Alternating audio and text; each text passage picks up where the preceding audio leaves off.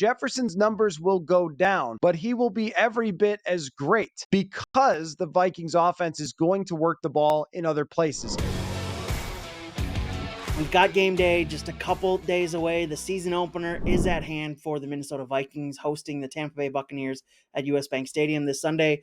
So in honor of that, I want 3 predictions from you, not just for that game, but for the entire season. 3 Vikings predictions for this upcoming season. Why don't I start off with just the Vikings record? That seems like a good place to begin. I am going to predict that the Minnesota Vikings will win 10 games. I don't know whether that will win them the division or not, because I do think Detroit is a good football team, despite them being Detroit for so long and never winning the division. I think they do have a good chance. So that's hard to say, but I think that the Vikings defense will be improved enough, and their offense should be one of the best, probably top 10 units in the entire NFL, which will be good enough despite a pretty tough schedule to get to double-digit wins and despite all the turnover for the roster. But you still have a quarterback who has consistently put his team in to have a chance to make the playoffs year in and year out over his career, the best receiver on earth. And from what I saw from Jordan Addison during the preseason,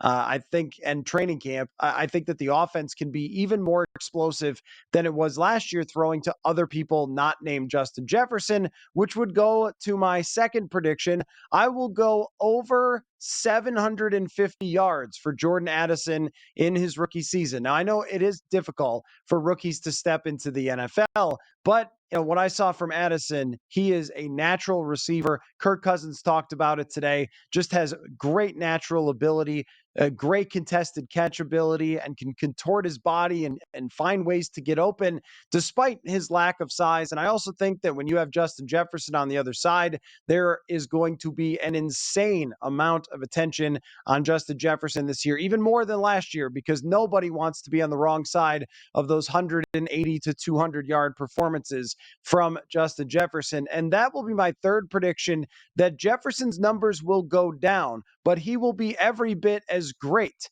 because the Vikings offense is going to work the ball in other places. You look at the second half of the year, even go to the playoff game where TJ Hawkinson had 10 catches because the Giants sold out to stop Justin Jefferson. I know for receivers, there's a lot of the fantasy game and the numbers game, and everybody wants to see Jefferson get 2,000 yards. But I think if you're throwing to him as much as last year, it means your offense isn't very diverse. And I think this year the Vikings offense will be better at running the football, use bigger personnel more often, have more options in the receiving game than they did last year to be a better overall offense, even if Jefferson's production isn't quite the same. And by go down, I mean to like 14 or 1,500 yards, not go way down. It's still the best receiver on earth, but I think that they have a more diverse offense this year, and it will be overall more effective than it was last season. That's been another Purple Insider Extra for Bring Me the Sports. Be sure to rate, review, and subscribe to the Purple Insider Podcast wherever you get your podcast. Talk to you next time.